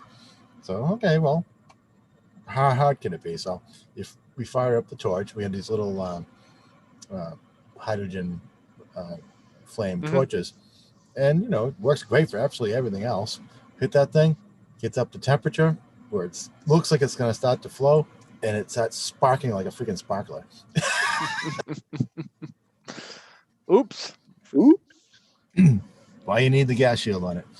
Doesn't react well at high temperatures to oxygen. Yeah, they say when you weld it, even after you get done with your arc, you got to sit there and just hold the torch on it until the weld cools with the gas flowing on it. Post flow it, every time. A long time too. They said it uses tons and tons of shielding gas. Wow. Yeah. Or you can put it in a cabinet. If you're doing small parts, you can put it in a cabinet. Yeah. You put totally argon environment, and you TIG in there. Yeah. Well, the reason of that is you don't want any oxidation to get in there while it's still in any kind of molten state. Yeah. They tell me They say you'll know instantly if you weld it wrong because it'll turn like rainbow colored where you welded. And they say that's an instant no. You know it's bad if it does that. Yeah, unlike when you're doing stainless and you want to get the rainbow effect to get that cool look to it. Mm-hmm. Or those titanium coated knives are all rainbow colored. They do that on purpose, but Yeah, Yep. mm-hmm. It is pretty. you can get some beautiful colors and do some artwork when you're TIG welding on stainless with temperatures. With titanium, you don't want to do that. Nope. But once I learned, one of my first projects is fixing that bent axle I was telling you guys about.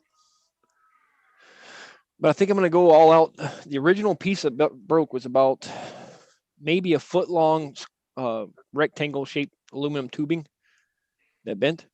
I'm going to either mill or find me a chunk of solid aluminum. I'm going to replace it with solid aluminum right there.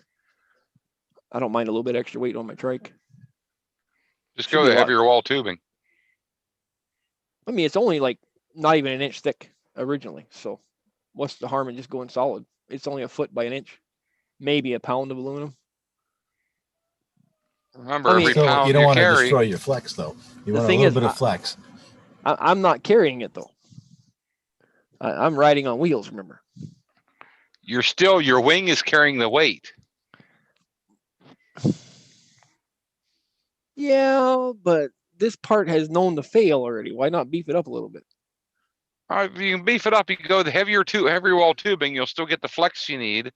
It'll be strong, and you'll lose a bunch of weight. But the spot there is not supposed to flex though. The axle itself is what's designed to flex on this one. That's supposed to be the solid mount where the motor and the axle meet. That's the part that bent. I flexed the shit out of it. I didn't have my what the main problem was my paramotor has stainless steel cables underneath it for suspension, and I didn't have that side of the cable tight enough, and it flexed too much. I'll put too much loading on it and bend it. Yep. What had happened is the turnbuckle backed off a little bit on me. So I put Safety wire that thing. all new turnbuckles now, and everything's all put together better. Actually, I'm going to replace them again once I'm done rebuilding it. They're getting older.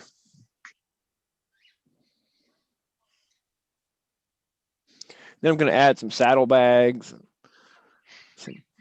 mount an igloo cooler in the front or something. Now, what you could do to beef it up just a little bit, I don't know where on your frame it is, but you get some fiberglass rod that's the right diameter and you stuff it in there. True. I don't know if I have any pictures of that, of the bend, on this computer anyway. Let me see here. Let me look.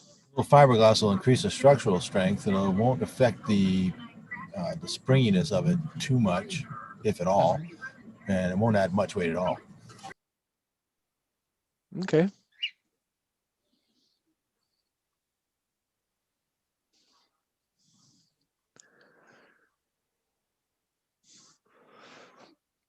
I got a picture of my lovely wife. That doesn't help us any at all. That was 2017. Yeah, Let's try that 2018. doesn't fix the paramotor. There's my Japanese jiggly cheesecake I made. You don't need to see that.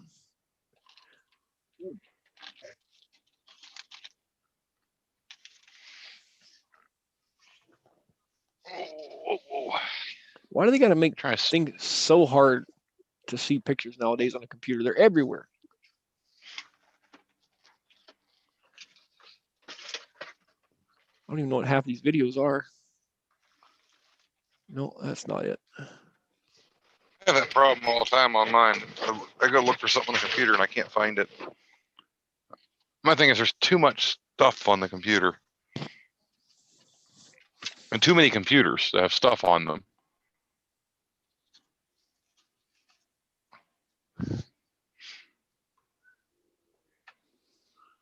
Nope, not that one.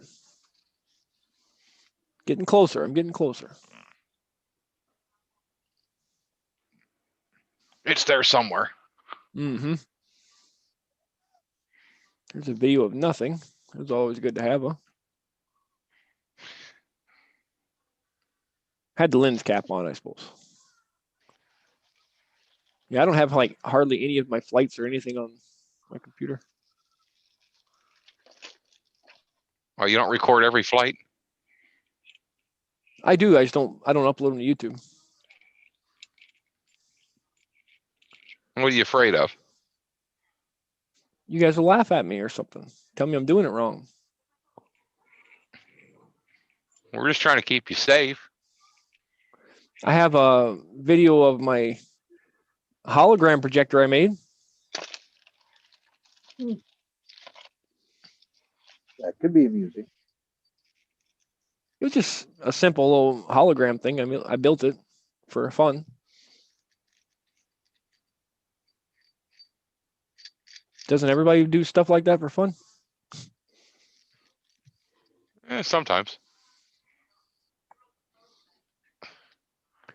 And one of my hobbies used to be building rather high-powered lasers, which is always fun. Yeah, those are fun to play with. Oh, cool.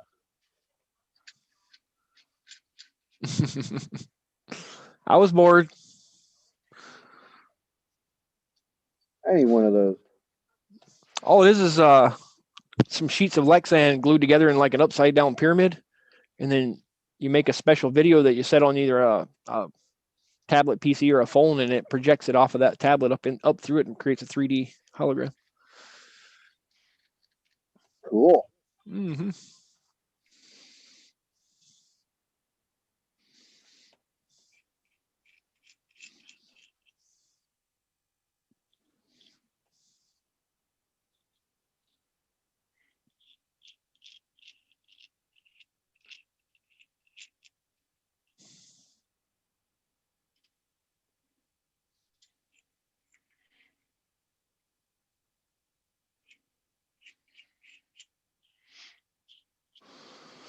Surprised Casper doesn't drop into the chat. I know he's in the He's bottom part. He's in the YouTube chat, but Yeah. he hasn't been in one of these in a while.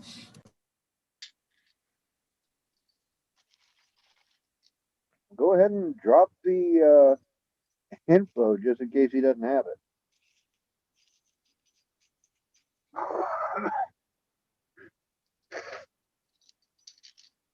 That's the reason why I can't do that.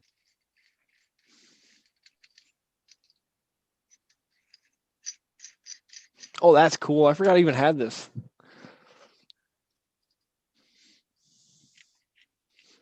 When was this filmed, I wonder? This is when I first got my my GoPro. I was practicing with it. I filmed the what do you call that? Time lapse thing. Oh yeah, I think everybody has a GoPro does that. One of their first things to play with. Want to see mine? My first ever time lapse. Here we go. This is my front yard. You see it? There's a school bus coming home. That was an old Monte Carlo I was working on for a fella. And here comes the snow.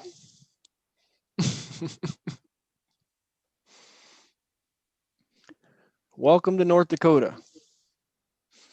Yep.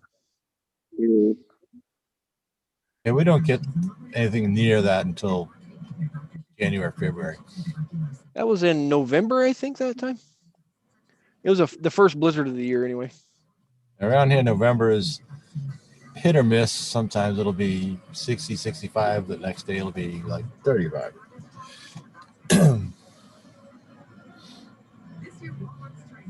We don't get the real cold until January. And usually end of January, early February, it gets stupid cold. Well, for around here, it gets down to, I mean, the low temperature we'll have, the lowest I can remember in recent times was -5. But that was ridiculously cold. And we just happened to be staying at a hotel at the time, and the room heater couldn't keep up. Oh, I hear you. I've been there. That sucks. Hey, Nick, Yeah, wrench me. you have a wrench. Didn't look like it. I thought you did. Hold on here. Have you been talking on YouTube? Only super chat so far. Yeah. Not sure if Wrench is showing super chat.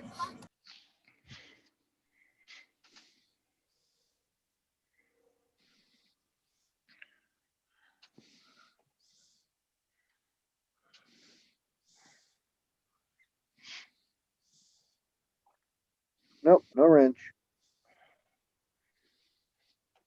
Have you? How do you know if you have a wrench, Bob? My name turns blue and I've got a wrench. You haven't talked yet, though. Yes, I have. Twice. Switch from top chat to live chat and you'll probably see it. Oh. I didn't know there's a difference. Surprise! I still don't see it. Probably because I'm dropping the link. If you don't have a wrench, the link don't show. And it won't even let us approve it or anything, huh? That's weird. All these dang rules nowadays.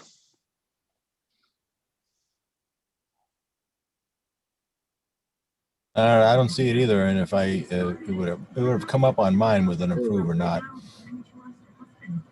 Hey, now he's got a wrench. There you go. Thank you, sir. Yeah, I thought you had one. I put you on the list, but it wasn't totally put through. That's why. Cool. You got one too, don't you, John? I do believe I do, yeah. Say something else. We'll make sure. I think you do. I got to say something every time. HEYOO. Yeah, I got one. Yeah, I thought you did. Yep, that'll work. Oh, what a nice day that was. Beautiful. To sell it. Unless it's R-rated. Or X-rated. It was just my wife bringing me my wing bag. Yeah, that's something that very rarely happens.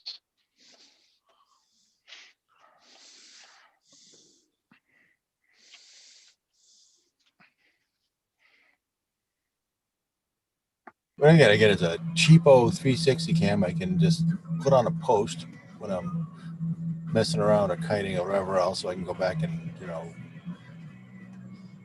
you certain thing you can only see from a third party point of view. You know what I mean? I'll tell you a little trick, Bob.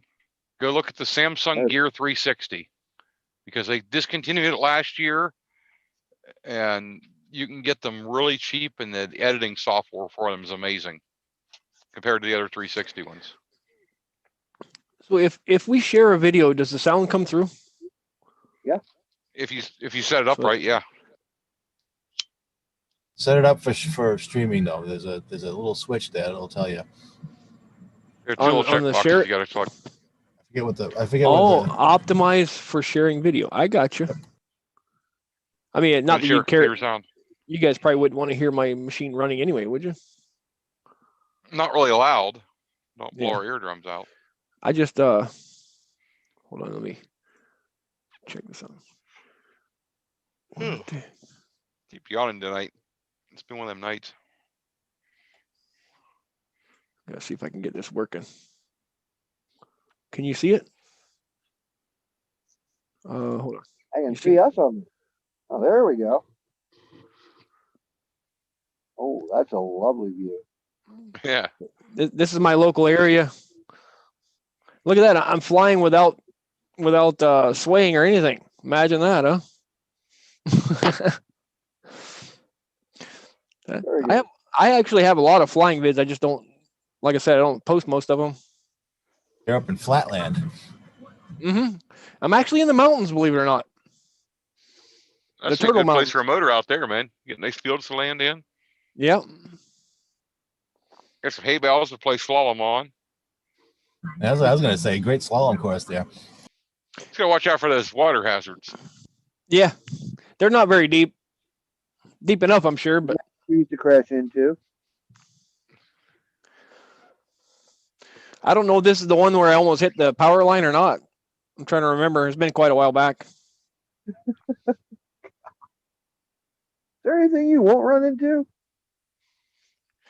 If it's behind me, I won't, unless I'm There you flying go. backwards. Hey, we had a guy come in trying to pick a cone up off the ground. He went to touch it on his landing. There was a box trailer about 30 yards in front of him. He got made about 2 steps and went straight face first into the box trailer. Oh, wow. Wing flew over the box trailer and hit the ground. He thought he was going to go over it, or? No, he was coming into land. There was a couple of cones sitting there. He was going to make as his target to land. He kind of overshot them on his glide and slid forward, got his feet. All I hear was, oh shit, oh shit. He pulls his brakes on as hard as he can. He gets his feet down just in time to hit the trailer. This might be the one where I almost hit the power line. It's on that tree row right way out in front of us. I was just playing around the field. We'll see if I go straight over it or not. You know the rule: before you get low, go around there and look for stuff like that. See that power line by that trailer house? That's the one. I almost hit it before. This must have been a different time.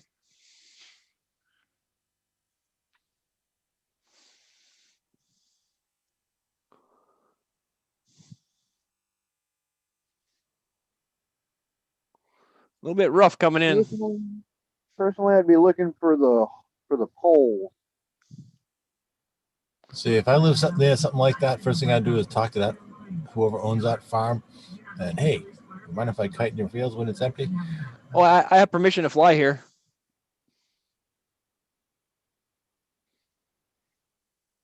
That'd be ideal, absolutely all day. Mm-hmm. Yeah, it's only like a half mile from my house. Well, you guys remember that live stream where I tried to take off that time? This is the same field.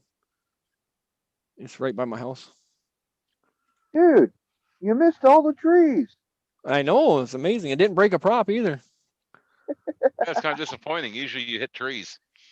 Just the ones you guys see. I don't share the successful flights.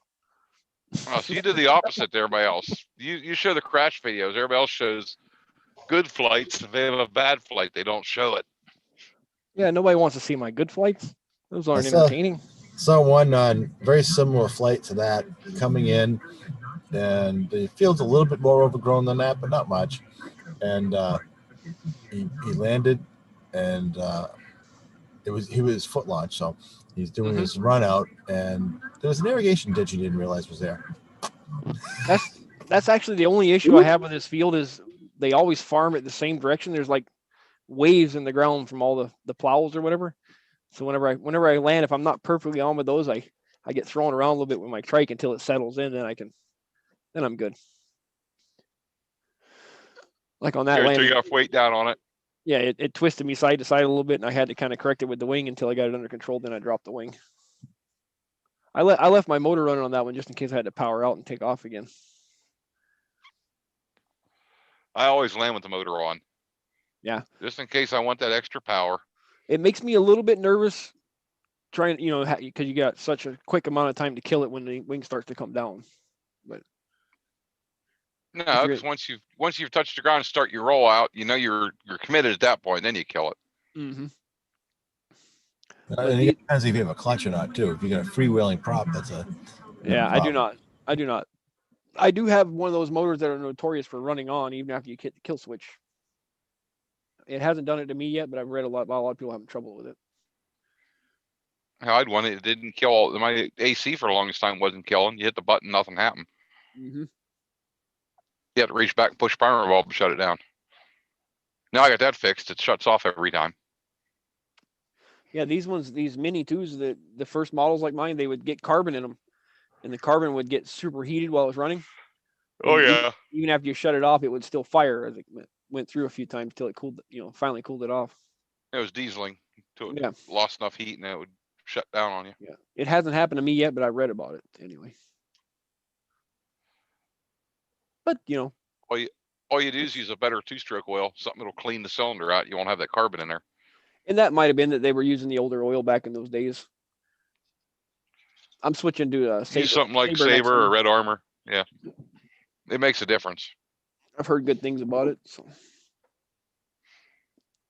I actually picked up some here at the fly-in. I was starting to run low. I'm using Super Tech right now. And once you go to Amsoil Saber, you'll find the difference. That's Walmart brand. I'm just kidding. Yeah, I know. Junk. Now, my top 80, I didn't have any Saber, so I bought some of the Red Armor, Mhm. the Echo oil, and that. I tell you, it works good, and I've talked to a lot of guys that are using it. Honestly, if it came down to fly or not fly, and you got to use Super Tech, I'd probably use Super Tech and fly. That's just me. I was talking for one trip or something, it wouldn't hurt nothing. I talked to a couple guys to fly in it. They use Saber pretty much all the time. They say every now and then put a little of that Red Armor in there, and it actually cleans it. Makes sense. Cool. I hear a lot of people having dirty engines with Saber, but they say it runs great. So I don't know. I've never had any real dirt from mine. I had the head off mine after running Saber for 30 some hours, and it looks good. I've never taken the head off of mine yet. Like I don't the, fly. I like I the don't fly purple as much as shit. you guys. Royal Purple? Yeah, I mean, I don't have a paramotor yet, but all the two strokes, that's good stuff. I run Royal Purple in all my race cars. I love it. I didn't even know they made a two-stroke oil.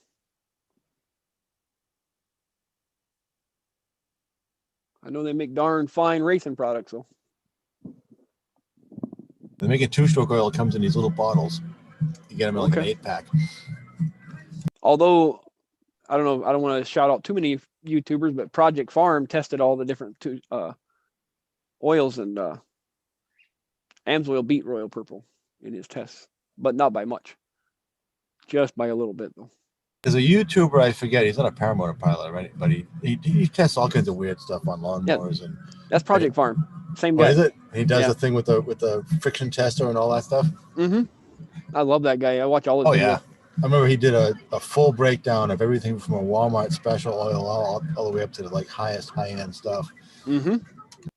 Yep. He just not too long ago he did one on two-stroke oils. It was pretty cool. And you do get what you pay for with them. The expensive two-stroke oil was better, according to his tests. I like that guy because nobody sponsors him. He refuses to accept any paid, ads or anything. So he's completely unbiased when he does all of his tests. It's kind of cool. I like some of the stuff he does because it's just like totally off the wall, Oh yeah, he thinks of crazy ways to test stuff. We did one. When he throws different fuels in that old motorhome and see how fast they drive. One he did an old lawnmower engine. He's testing. He does a lot of stuff in those old lawnmower engines. He'll pull the heads and check carbon buildup, all this stuff. But one he did, will an engine run on just gasoline vapor? And I forget what he did on it, but it was like it actually ran. It was pretty cool. Yeah, he had the muffler blow bubbles through it or something to get the vapor, and he just stuck that at the top of the can. No, you hook the air intake right through the bottle. Yeah, that's what it was. Let it bubble down through it. There's actually hit and miss engines that run like that. He found out that it made absolutely no difference in the fuel economy, though. None. It was the exact same. It was strange. But it ran. It did run. Cool. On just vapor. He's run engines on everything from, I think he ran it like on WD-40, and he's run it on vegetable oil, and you name it, he's run it on it. If it'll burn, he'll try it. Yeah, he's fun to watch. I'll turn his videos on and just lay in bed until I go to sleep sometimes. Talks me to sleep. There you go. Who's this guy? It's called Project Farm. That's his YouTube channel. Farm. Mm-hmm. He's a good guy. I don't know his name. I don't think he's ever said his name on there. But yeah, who cares? That's probably what he says too. Yeah, well, it's good content, Yeah. Oh, he's a big YouTuber. I'm sure he makes plenty of money off YouTube. What I like about it is it's no matter how off the wall it is, it's interesting because it's like, Yeah. Almost all of his stuff is viewer suggested vids too. He reads the chats and answers people and puts up what people want to see. I'm the one that suggested the two-stroke oil, or one of the people that suggested him testing it. I like the one he did with the oils. It was I forget which one it was, but he actually did everything from how it flows in various temperature conditions and all this other thing, and it's like it's actually very valuable information, you know. Yeah, and he cooks them on a stove and tests them after they're cooked and everything. And he sends them Yeah. off to labs to get them actually tested at a lab too, to see what's really in them. Well, that matters. I mean, Yeah. what they put in the oil. And then he had some oil that was like 50 years old. Somebody sent him, and he was testing it against modern oil. He does all kinds of stuff. Settle down. Yeah, I like the one where he did. He was testing the effects of like high ethanol fuels versus low ethanol fuels versus pure fuel, and he actually he went everything from running it and testing carbon buildup and all that, but he also took like carburetor parts and let them sit in the fuels for various lengths of time and everything else, and see if it's like ate the rubber parts or if it caused corrosion, all this other stuff. It's like, You see his windshield wiper video recently? I ain't gonna sell that one yet. He bought a pile of windshield wipers and he threw half of them up on the roof of his shop for a year so that he could see how they did in the sun, and he tested them against new ones. And man, he was all in depth on windshield wipers even. I'd actually like to see that one because you get ripped off on those so bad. Mm-hmm. Yeah, someone needs to do testing on stuff like that because And then he rigged up a spray hose onto his truck, and he drove down the road spraying water on his truck while he was testing them. It was kind of cool. hey, did a real world test. Yep. Now we can replicate the water flow. Mm-hmm. He had a high-speed camera watching how they wiped and how good they did and everything. Farmabago. Yeah, the Farmabago with a big muffler that looks like a megaphone. Well, Farmabago run on turpentine. I think Probably. he did one of those once. I think he actually did run something on turpentine. Yeah, that Winnebago was just one that he found laying around on his farm. He uses it to test all kinds of stuff. And most of the best stuff he's just winning on those old beat up lawnmower engines. Yep, or he'll get a lawnmower and just totally destroy it to see how long it takes to die doing different things. And oh man, I think he did one that was kind of cool. He did one, Slick 50, and did the Slick 50 treatment on it, drained the oil completely, and just ran the engine until it failed, and it never failed, which was kind of nuts. That's cool. Or you do that with an old Dodge Slant 6 and you don't need Slick 50. You know, I used to run Dodge Derby motors when I ran demolition derbies, and probably half the derbies I ran, I didn't even put antifreeze in them because it just held me back. They run better with no antifreeze in them. Because the antifreeze, the hose would bust and it'd shoot antifreeze down your carburetor and that'd kill your engine. As long as you never let it die, that sucker would run forever. And if they do die, let them cool down for a little bit, fire them back up, they run again. Yep. Once you've overheated them a couple times, if they didn't blow up, they're not going to blow up. Yep. I ran a 318 Dodge motor in 5 derbies, the same motor. I know guys did that a lot.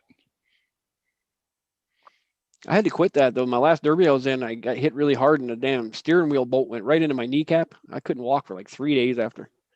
I said, you know, it's time to retire. I'm getting too old for this. I always thought it'd be a fun thing to do, but it looks a little hairy too. I quit doing the big ones after I did one up at Cleveland, the IX Center, indoor on asphalt. They'll get you. I've done one asphalt derby in my life. Yeah, it's no hold bars too, man. They're something else. One I'd like to do again is figure 8 race. The first hit on that asphalt derby I ran in, my distributor cap broke in half and fell off the engine. And I had to reach in through the hole in the firewall, hold the distributor cap together to get my car started and run it. And then right before somebody would hit me, I'd pull my hand out of that hole and let them hit me and grab the sucker, put it back together, start it up and go some more. It was crazy. Get electrocuted. Oh yeah, you must have got zapped to hell. Oh yeah. Anything to do, you had to make a hit every 60 seconds you had to be running and make a hit. So I had to fire it up, go hit somebody and just try my best to stay in there as long as I could. Ended up losing anyway, but I had a fun time. Finally broke Smashing my- into each other is always fun, you know. Yeah, they ended up breaking my transmission in half in that derby, so I was done after that. Good times, good times. It's an expensive hobby though, because when you do a derby, you don't have much left at the end of it. Although I had one about 5 miles from my house one time, and after the derby was over, I got it 4 decent tires on it, and I drove it home from the derby, and I went by the cops, and here I am in a busted up derby car going down the highway.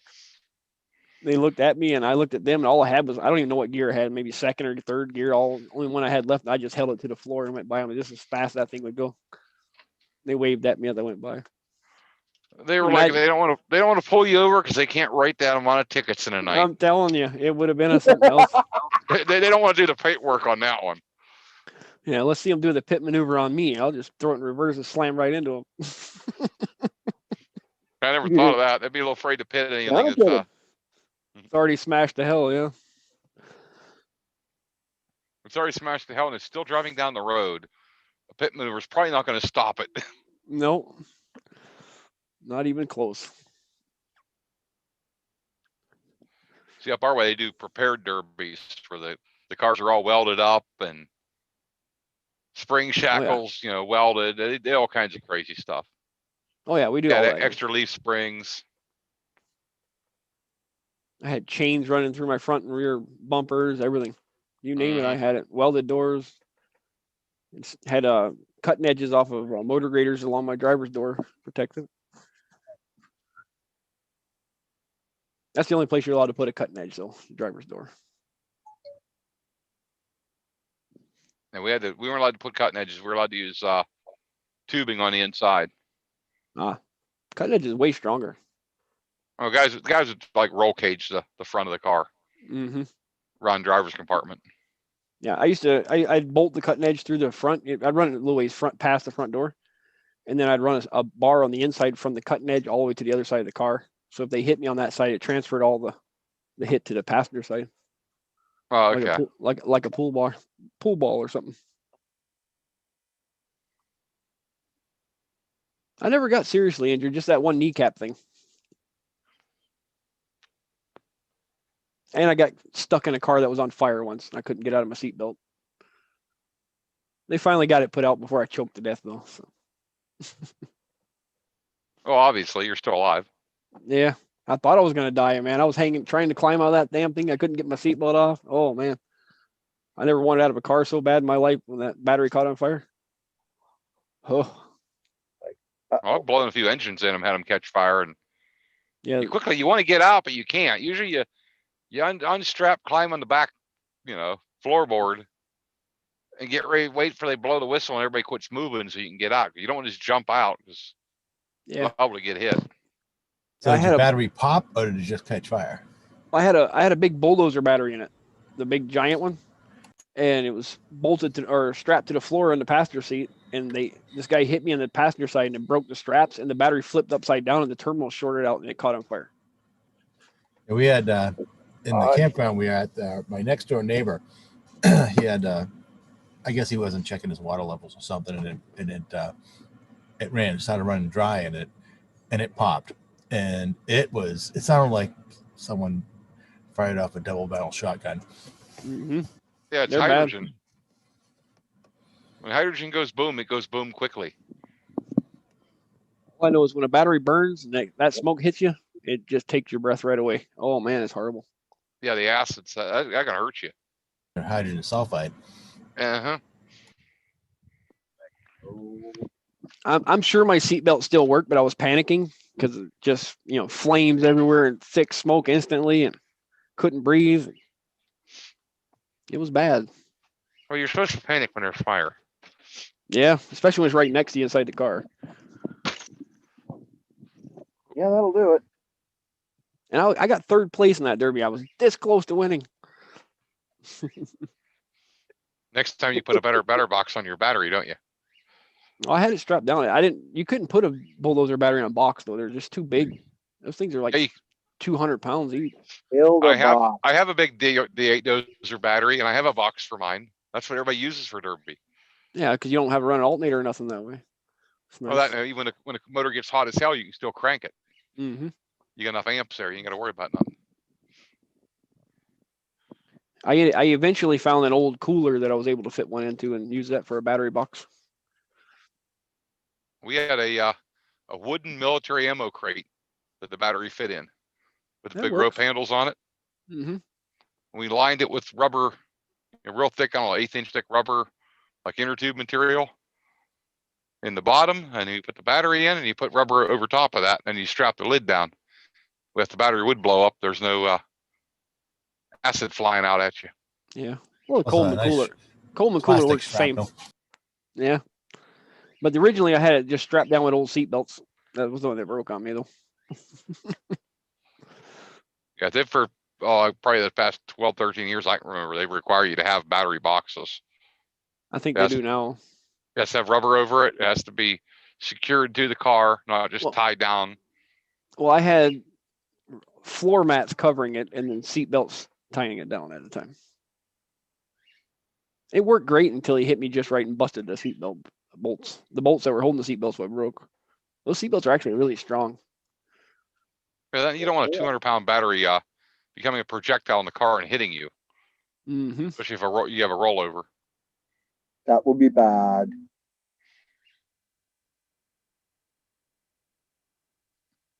I was tough. I should say me tough, but that's a bad thing to say. I heard a guy say that to me once and he almost died.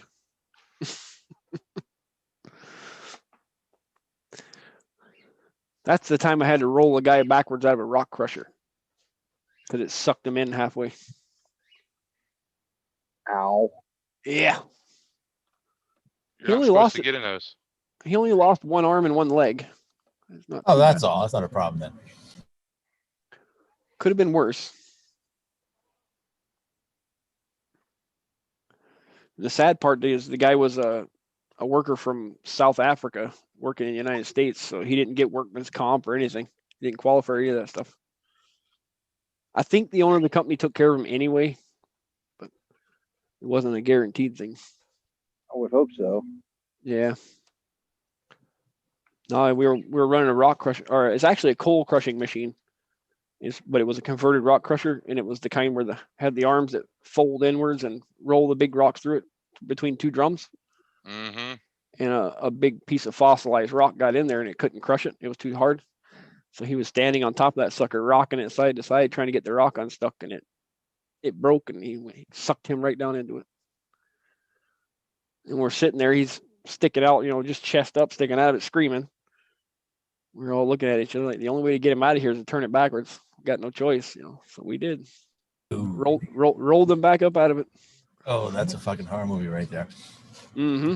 It's either that or wait for hours and hours to take the machine apart. He wouldn't have never survived for that. So had to do what we had to do. Yep.